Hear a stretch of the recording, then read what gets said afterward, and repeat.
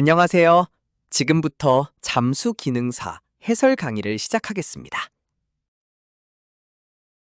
첫 번째 문제는 수중 압력에 관한 문제로 수심에 따른 수압 증가량을 알아야 하는 문제입니다. 물속에서 10m 깊이로 내려갈 때마다 수압은 얼마나 증가할까요? 여기서 정답은 2번, 1기압입니다. 물속에서는 수심이 10m 깊어질 때마다 수압이 1기압씩 증가합니다. 이는 잠수 물리학에서 가장 기본이 되는 원리로 해수면에서 작용하는 대기압 1기압에 더해 수심에 비례하여 추가 압력이 가해지게 됩니다. 예를 들어 수심 10m에서는 절대 압력이 2기압, 20m에서는 3기압, 30m에서는 4기압이 됩니다. 이 원리는 잠수사가 압력 평형, 감압 일정, 공기 소비량 등을 계산하는데 매우 중요한 기준이 됩니다. 1번 0.5기압, 3번 1.5기압, 4번 2기압은 모두 잘못된 수치이며 이러한 압력 변화를 정확히 이해해야 안전한 잠수 계획을 세울 수 있습니다. 따라서 수심과 압력의 관계는 모든 잠수사가 반드시 숙지해야 하는 필수 지식입니다. 두 번째 문제는 해류에 관한 문제로 해류의 특성에 대한 잘못된 설명을 찾아야 하는 문제입니다. 해류에 관한 설명으로 옳지 않은 것은 무엇일까요? 여기서 정답은 3번, 해류의 속도는 일정하며 계절에 따라 변하지 않는다입니다. 해류의 속도는 결코 일정하지 않으며 계절, 기상 조건, 해저 지형, 수온 차이 등 다양한 요인에 의해 끊임없이 변화합니다. 1번처럼 해류는 바람, 수온 차이, 지구 자전 같은 자연 현상에 의해 발생하며 2번처럼 잠수 작업 시 안전에 큰 영향을 미치는 매우 중요한 요소입니다. 특히 강한 해류는 다이버를 원하지 않는 방향으로 떠내려 보내거나 체력을 빠르게 소모시킬 수 있어 매우 위험합니다. 4번, 조류는 달과 태양의 인력에 의해 발생하는 주기적인 해수의 이동으로 옳은 설명입니다. 따라서 잠수 전에는 반드시 해당 지역의 해류 정보를 확인하고 해류가 강한 곳에서는 적절한 안전 조치를 취해야 합니다. 세 번째 문제는 수중 음파 전달에 관한 문제로 물속에서 소리가 전달되는 속도와 특성을 알아야 하는 문제입니다. 수중에서 소리의 전달에 관한 설명으로 옳은 것은 무엇일까요? 여기서 정답은 2번, 수중에서 소리의 속도는 약 초당 1500m로 공기 중보다 약 4.5배 빠르다입니다. 수중에서 소리의 속도는 약 초당 1500m로 공기 중에서의 약 초당 340m보다 약 4.5배 빠릅니다.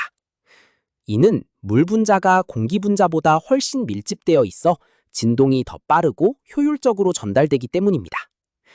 1번은 잘못된 설명으로 수중에서 소리는 오히려 더 빠르게 전달됩니다.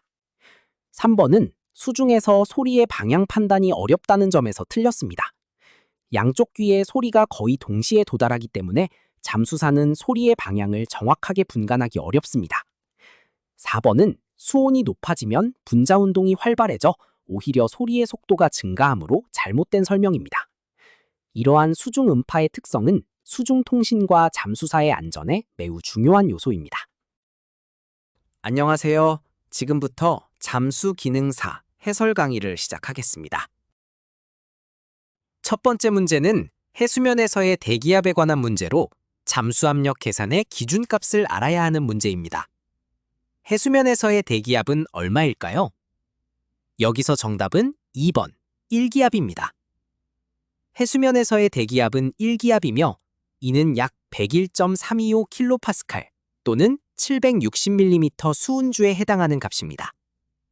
이 1기압은 잠수 시 모든 압력 계산의 기준이 되는 매우 중요한 수치입니다.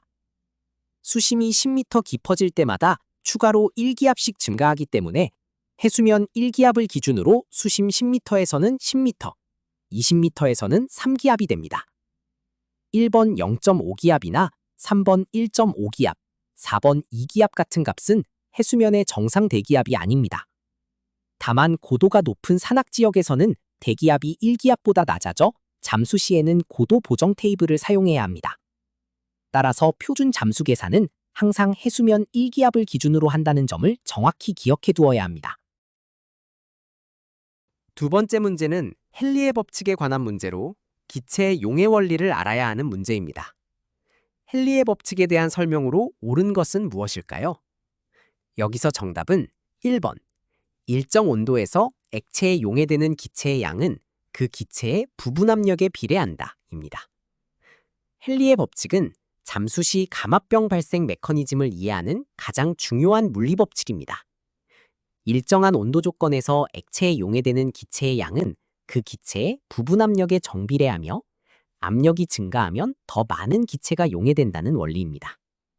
잠수 시 수심이 깊어지면 압력이 증가하여 호흡하는 질소가 혈액과 조직에 더 많이 용해되고 상승하면서 압력이 감소하면 용해되어 있던 질소가 다시 빠져나오게 됩니다. 만약 너무 빠르게 상승하면 이 질소가 기포 형태로 형성되어 감압병을 일으킵니다. 2번처럼 반비례가 아니라 비례 관계이며 3번과 4번은 헨리의 법칙과 다른 법칙들의 설명이 섞여 있어 정답이 아닙니다.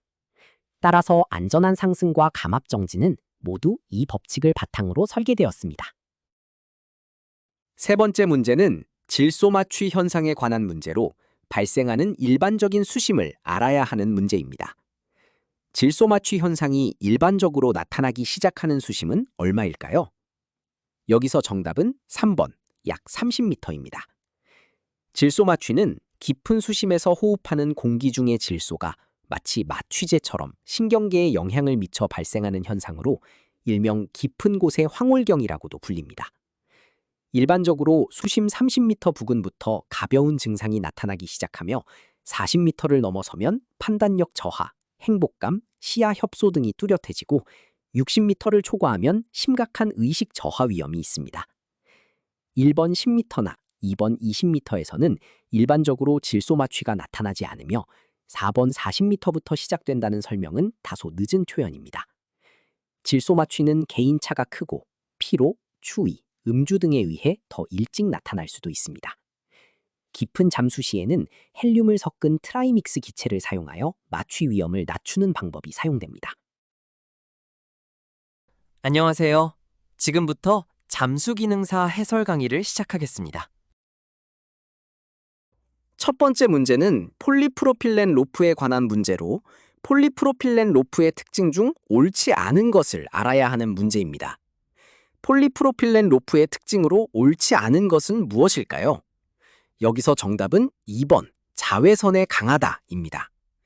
폴리프로필렌 로프는 자외선에 약하여 장기간 햇빛에 노출되면 강도가 저하되는 특성이 있습니다. 따라서 야외에서 장기간 사용하는 용도로는 적합하지 않으며 자외선 차단제가 첨가된 제품을 사용하거나 보관 시 직사광선을 피해야 합니다. 1번, 물에 뜨는 성질은 폴리프로필렌의 큰 장점으로 비중이 약 0.91로 물보다 가벼워 수상 작업에 매우 유용합니다. 3번, 내마모성이 좋다는 특징도 폴리프로필렌의 장점이며 거친 환경에서도 비교적 잘 견딥니다. 4번, 신축성이 적은 특성은 정밀한 위치 제어가 필요한 작업에 적합합니다.